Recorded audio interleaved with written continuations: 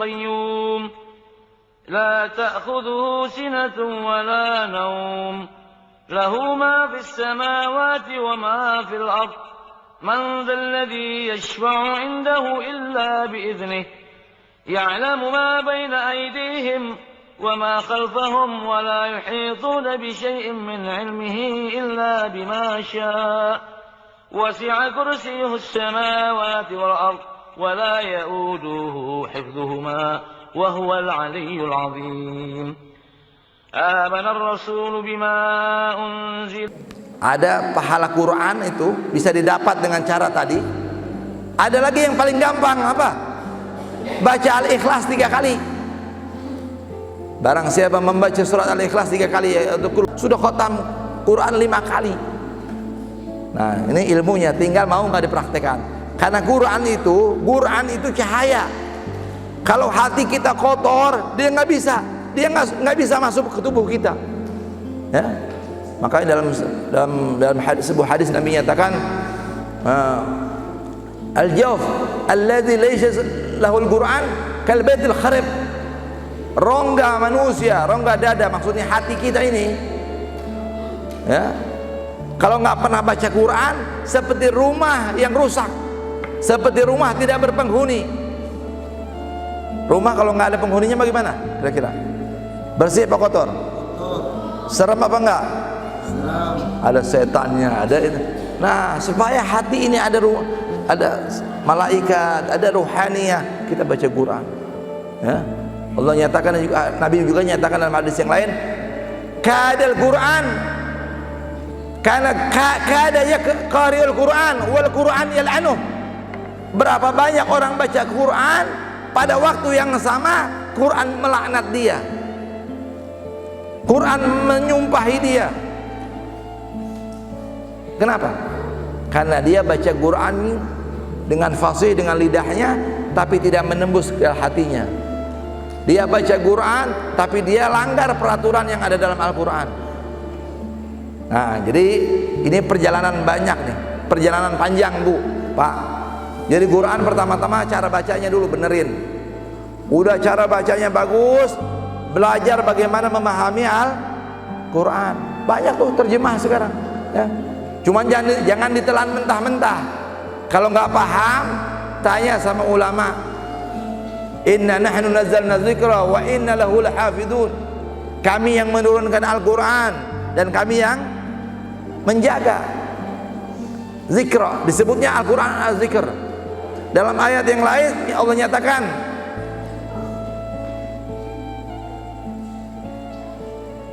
fas'alu ahla zikri in kuntum la ta'lamun.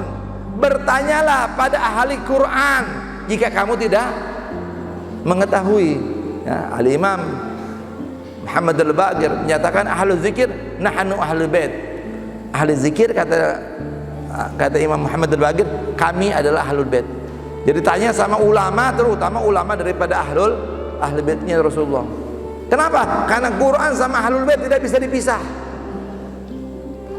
Nabi Muhammad SAW dalam sebuah hadis ini menyatakan, allimu auladakum hubba nabiyikum wa ahla baitihi wa qira'atul Quran. Ya, Nabi nyatakan dalam sebuah hadis, adibu, ada riwayat lain yang menyatakan allimu, ajari, didiklah anak-anak kalian untuk mencintai Nabi kalian dan keluarganya dan membaca Al-Quran. Kenapa? Karena Quran tidak bisa dipisah dengan ahlul baitnya Rasulullah sallallahu alaihi wasallam. Rasulullah sallallahu alaihi wasallam dalam hadis riwayatkan Imam Muslim menyatakan, taraktu fikum tsaqalain ma in tamassaktum lan tadillu ba'di abada, kitaballah wa itrati ahli baiti. Aku tinggalkan dua pusaka yang jika kalian meninggalkannya, yang jika kalian memegangnya, kalian tidak akan berpisah sampai bertemu dengan aku nanti di hari kiamat di Hud, di telaga akan ketemu Rasulullah SAW. Apa itu dua pusaka? Pertama Al-Quran, yang kedua keluarga Ahlul Bait, keluarganya Rasulullah SAW. Ada hadis. Ini kita jarang dengar ada hadis. Padahal ini hadis riwayat Muslim. yang kita sering dengar, taraktu fikum tsaqalain, Al-Quran wa sunnati. Ini hadis selalu, padahal ini hadis hanya ada dalam kitab Muwatta. Ya, kalau kita bilang Bukhari wa Muslim, Bukhari wa Muslim lebih masyhur, lebih terkenal, lebih diutamakan oleh ulama hadis dibandingkan kitab Muwatta. Nah begitu ya, nanti belajar ilmu hadis, namanya mustalah hadis. Mana hadis yang sahih, mana ashah, mana dhaif, mana hasan. Ada ya, ada mutawatir. Nah, itu perlu ilmu. Semuanya ini hanya sekadar vitamin. Ya, ini saya sampaikan acara-acara seperti ini hanya vitamin. Ya, perlu makanan pokok nggak kita tiap hari? Perlu makanan pokok. Apa makanan pokoknya? Nuntut ilmu, hadir majlis ilmu, harus ada kajian. Ya, seorang ulama besar bernama Fathul Musili, dinukil oleh Imam Ghazali dalam kitab Ihya. Beliau menyatakan begini: alaysal marid idza muni'a at-ta'am wal akal wal syarab wad dawa yamut? Qala bala. Qala kadzalika al-qalb idza muni'a al-ilm wal hikmah 3 ayyam yamut. Fathul Musili, seorang ulama besar, menyatakan, bukankah jika orang sakit, orang sudah sakit, tidak makan, tidak minum, dan tidak makan obat, dia akan mati? Jawabannya bagaimana? Tentu.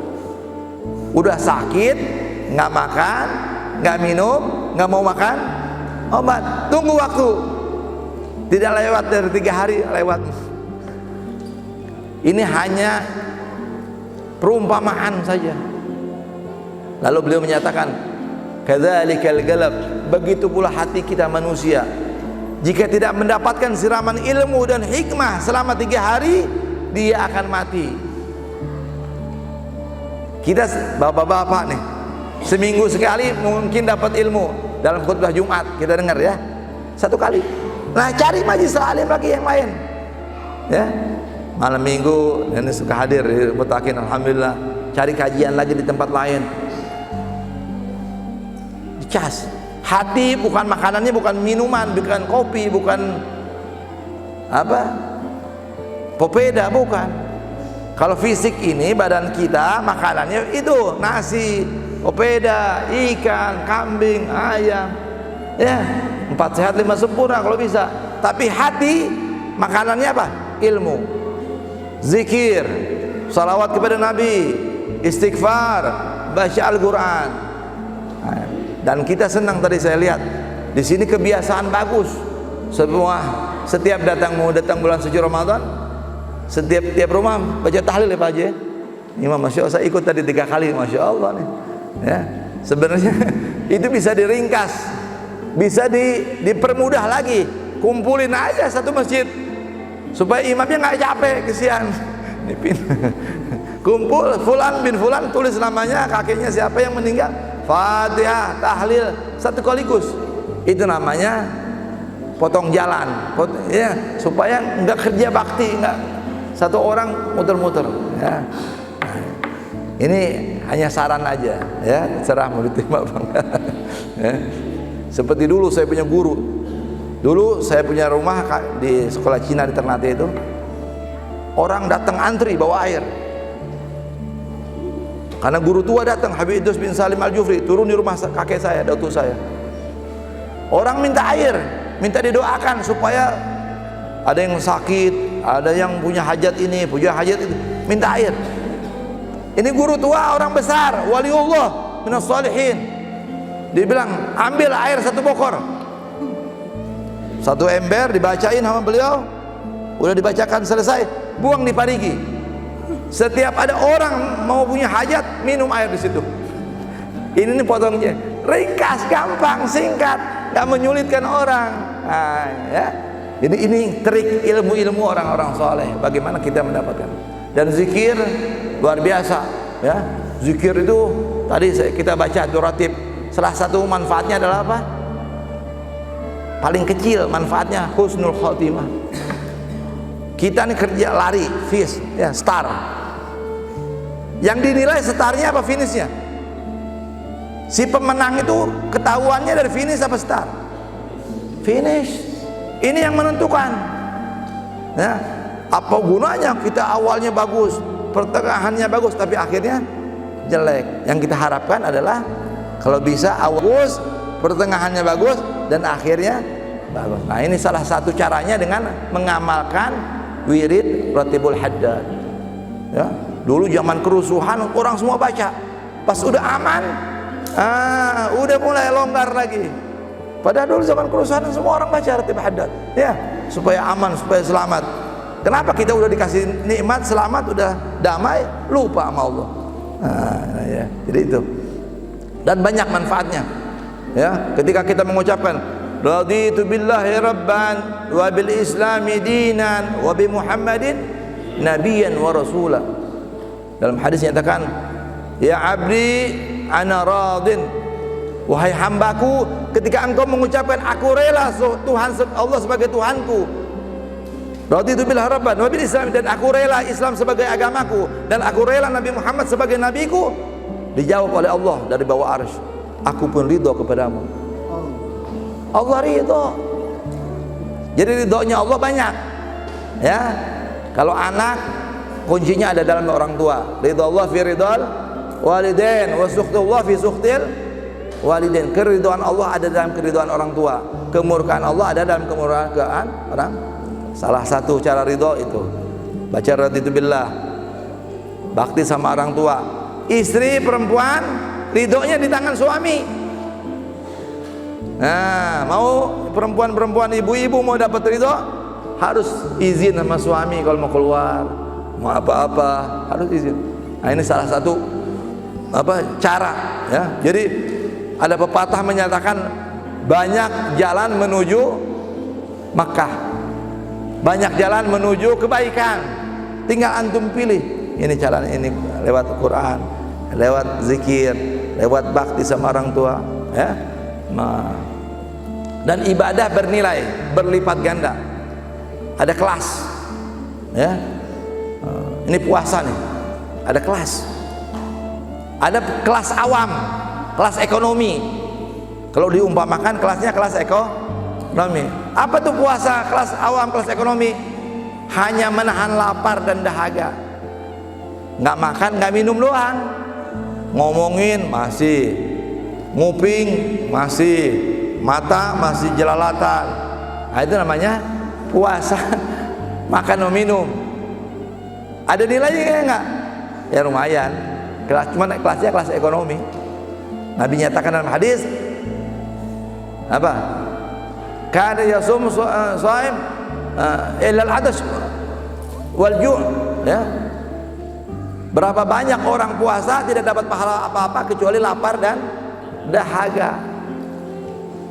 Maksudnya dapat sih, tapi sangat rendah pahalanya. Yang kedua, ada yang namanya kelas hawas, kelas eksekutif, kelas bisnis. Nah, ini menengah nih. Apa itu puasa kelas bisnis? Menjaga 7 anggota tubuhnya, ya, menjaga matanya, menjaga mulutnya, menjaga telinganya, menjaga tangannya, menjaga kakinya, menjaga perutnya, menjaga di bawah perut, ya.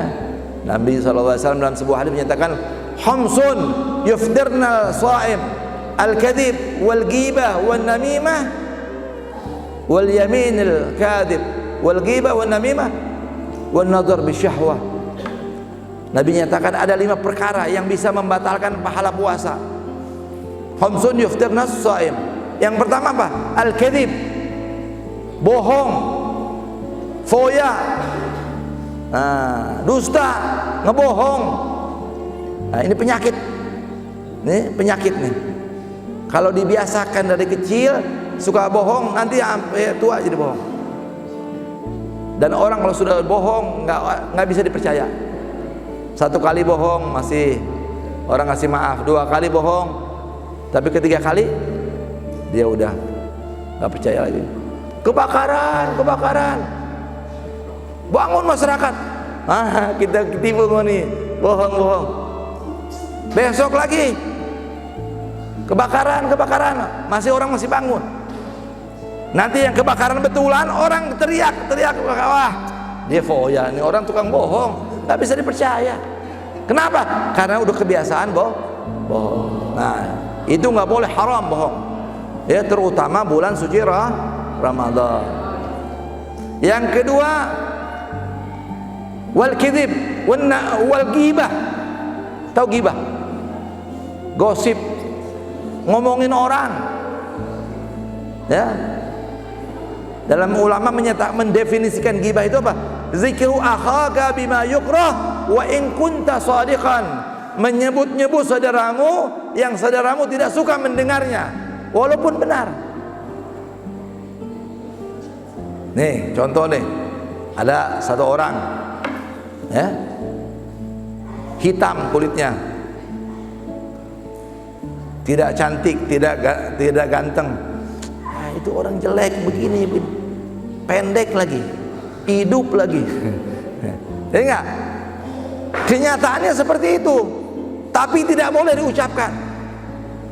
Kenapa? Menyinggung hati orang tersebut. Ini pernah kejadian sama Nabi Muhammad SAW. Ya, Nabi Muhammad suatu hari beliau duduk bersama Siti Aisyah radhiyallahu anha. Siti Aisyah ini terkenal cantik. Satu-satunya istri Nabi yang perawan adalah Aisyah binti Abi Bakar. Cantik jelita. Nabi memanggilnya Humaira, wahai yang kemerah-merahan pipinya. Nabi itu kalau manggil orang nggak manggil Aisyah, enggak, panggilan kesayangan.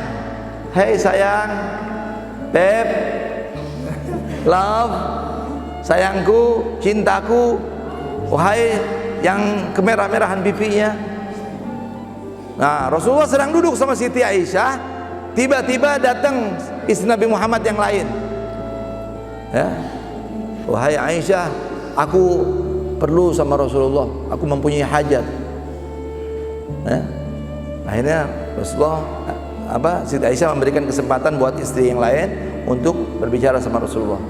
Setelah menyampaikan hajatnya, beliau pulang.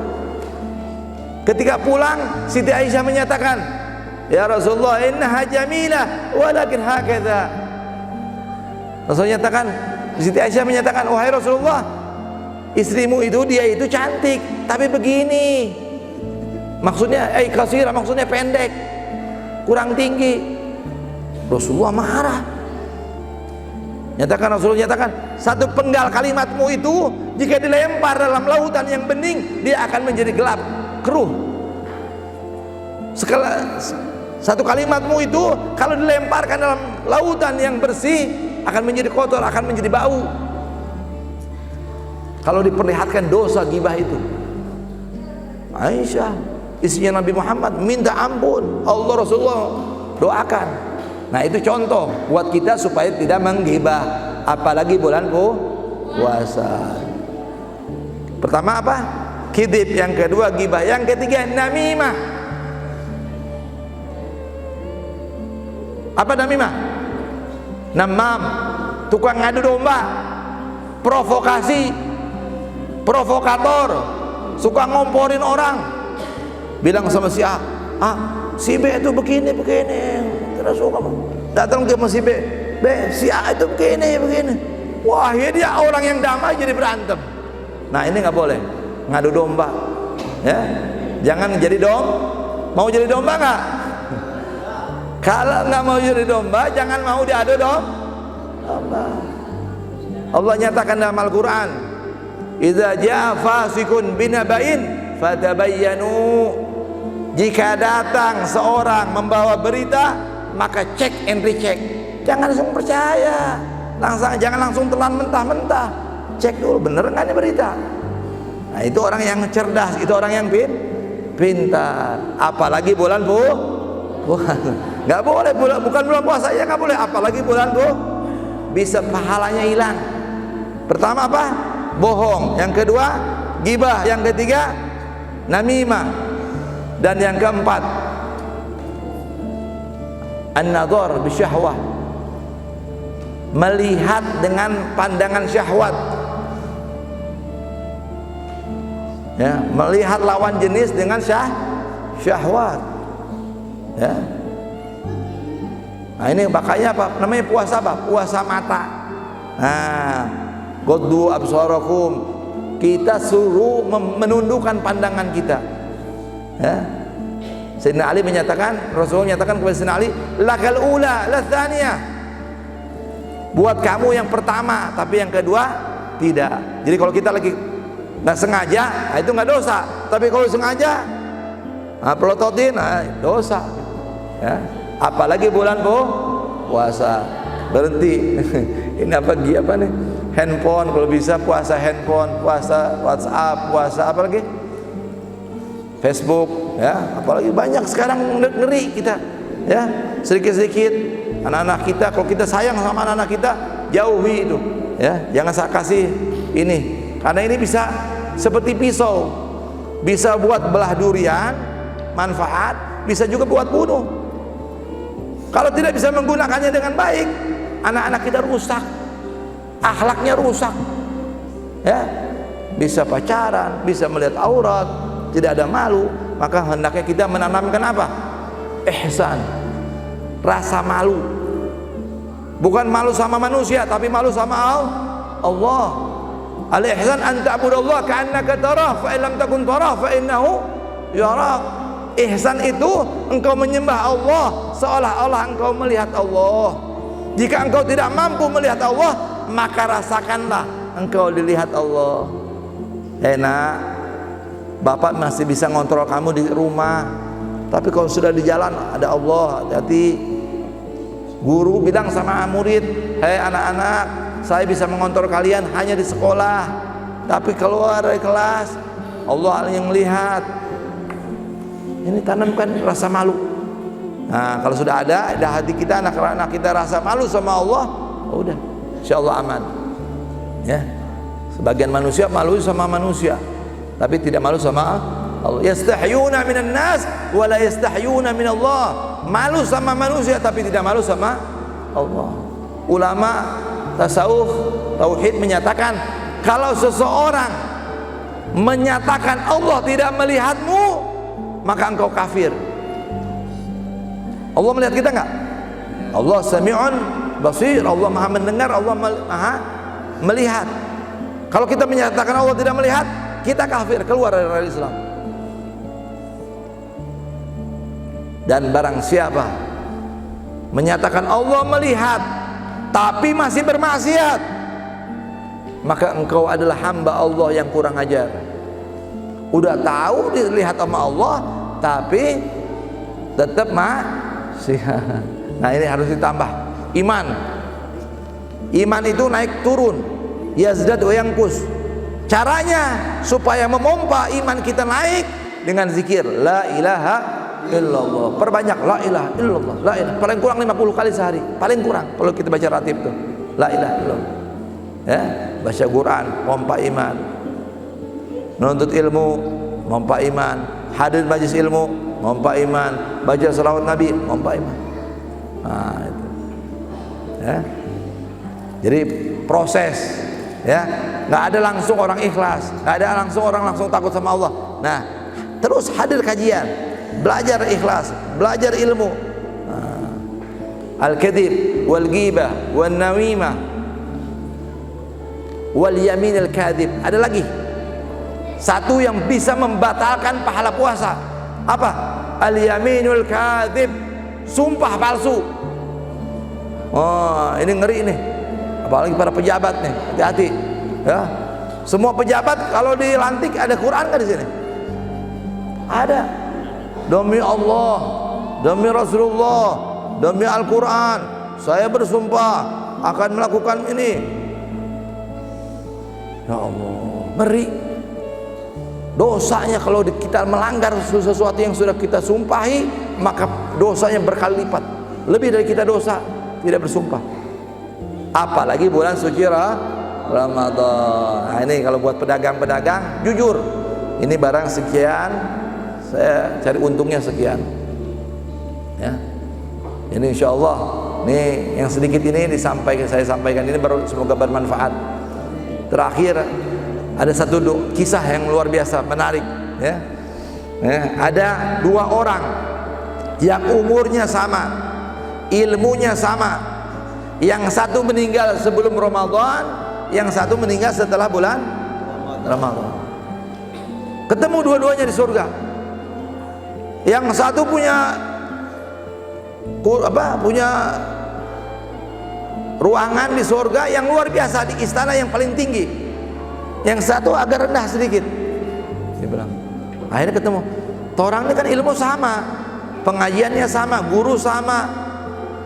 Kok ngoni pe surga lebih tinggi? Dia bilang, ngoni meninggal sebelum Ramadan, kita meninggal setelah bulan puasa Ramadan. Nah, insyaallah kita minta sama Allah Subhanahu wa taala, semoga kita diberikan panjang umur sehingga bisa menghidupkan bulan suci Ramadan dengan puasa, dengan tarawih, dengan baca Quran, beramal soleh. Ya.